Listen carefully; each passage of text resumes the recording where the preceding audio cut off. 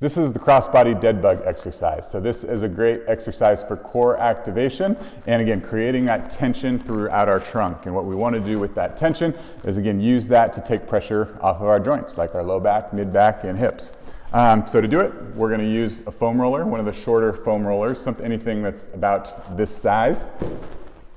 We're going to get into the dead bug position. So just a reminder, that's hips flexed to 90, knees bent, hands straight up. And again, we're watching for that arch in the low back right here. So again, what we don't want to happen as we do this exercise is to overextend. So anytime, again, our core gets tired or gets fatigued, what's going to happen is we arch like that.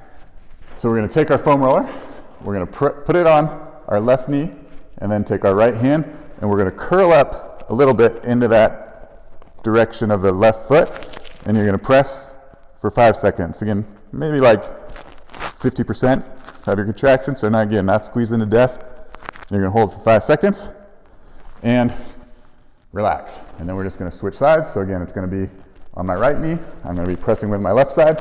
I'm going to be coming up into a little curl and holding for 5 seconds. And you can see my body's already shaking. It's a pretty tough exercise. And then we come back down and relax. There you have it. That's